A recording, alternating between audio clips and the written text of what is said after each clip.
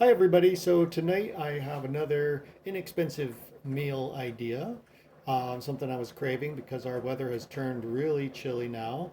Um, the minute fall started on Monday morning, basically the temperature dropped about 10, 15 degrees during the daytime, and we have rain. So it's time for something hot and stew-like. And what I have is some leftover corn on the cob, which I had last 2 nights ago. And I didn't have any fresh onions in the house, but I did have some frozen onion with green and red bell pepper mix. And then I have some garlic, which I have in the fridge. So I think what I'm going to do is make a potato corn chowder. And I have some butterball potatoes that I got at a farmer's market. Those I peeled and diced into cubes, and I'm boiling that now in a little bit of salted filtered water. Just enough water to cover the potatoes because I'm going to use most of that water for the chowder, and we will add milk after this cooks down a little bit. So first we're going to get some butter hot in the pan, and we're going to saute up the onions and the peppers. I noticed when I buy onions that the most economical way to buy them where I live is to get a bag of them. So I think it's about 4 pounds of onions in a bag. Maybe you get 5 or 6 um, yellow onions or white onions. Red onions are a little bit more. Maybe for the same portion, you're paying a couple dollars more. But I don't always want that many onions sitting around because I feel like they're not fresh enough after they're sitting around for a week.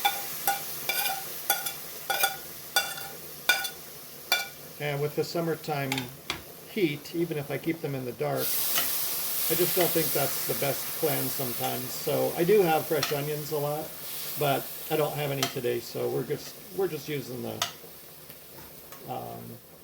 frozen mix. And it's pretty handy to have that in the freezer. It's a pretty big bag. I think it's a 2 pound bag, and tonight I just took out about I don't know, a cup worth. And I did break up the pieces a little bit smaller so that they're kind of bite sized because in a chowder I don't want anything too big. So I'll just let that go a little bit, and I'm going to add a little bit of pepper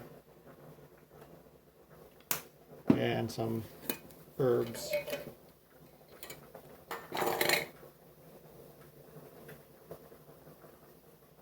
Just a little bit of herbs. I like that in the chowder. And I like to use butter instead of oil in this because I just don't like cooking with oil very much. I don't think it's that terribly healthy. And I think butter actually makes it taste a little bit better. So we'll just get that a little bit heated up, and then we'll add the corn.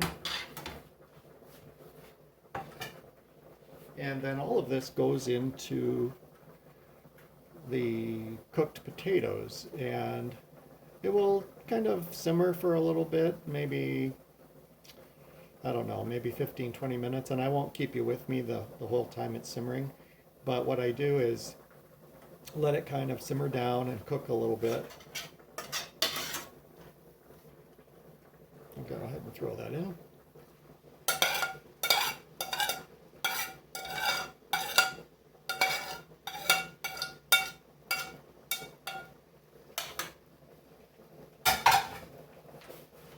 So after the potatoes are soft, I add the vegetables and I let it cook down a little bit. Um, since I started with just enough water to cover the potatoes, I'm really only looking for maybe, I don't know, maybe 3 cups of water in there. I don't want it too wet, too soupy.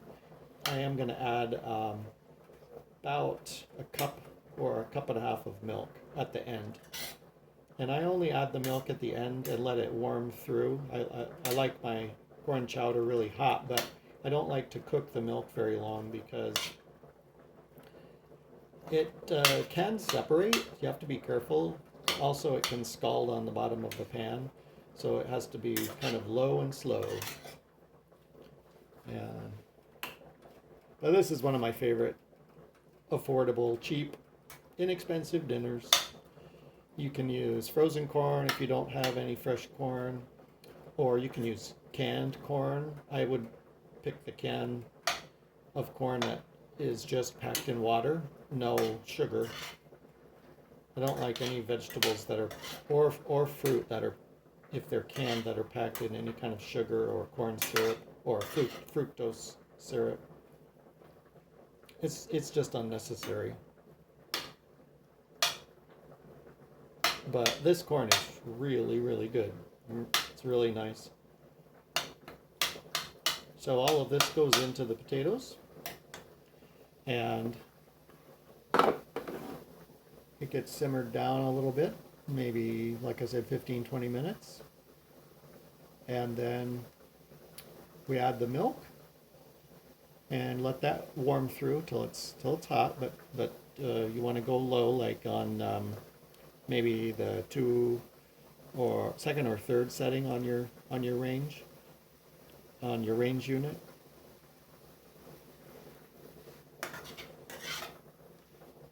And then once it's all heated through, tonight I'm going to serve some French bread that I will toast with a little bit of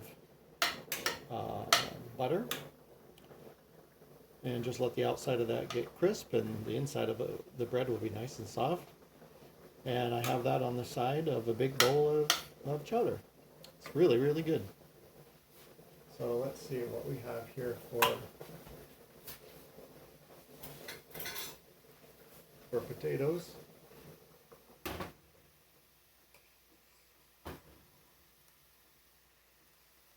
Oh yeah, that's nice and soft. So I hadn't heard of butterball potatoes, but when I looked at them, I thought they were Yukon Gold. So I had to look up the difference between Yukon Gold and butterball. Apparently there is a slight difference. The skin on the butterball is supposedly a little bit thinner, and it can have a little bit of a faint webbing on the skin. And but the flesh is nicely colored, kind of a warm buttery yellow color. And the flesh is also supposed to be very flaky, which I think Yukon Gold, as I remember, buying them at farmers markets, they harvest them smaller, so they're like the size of golf balls or a little bit bigger. They could be bigger, I suppose. I always have found the small ones. And the flesh cooks up a little bit tender, but I wouldn't call it flaky. So we'll see what the butterball potatoes are like. I think being cooked in water and in corn chowder, I don't know that I'm going to experience the flakiness, but maybe if I baked them and opened them up and mashed them as a baked potato, they might be flaky. I don't know. We'll see. So there's a little bit more water in the stock pot than I might like. So I'm actually going to pour a little bit of it off and save it, because that is nice filtered water with a little bit of sea salt and the potato starch. So I'm going to save that and do something with it. We'll go ahead and add the corn to the potatoes.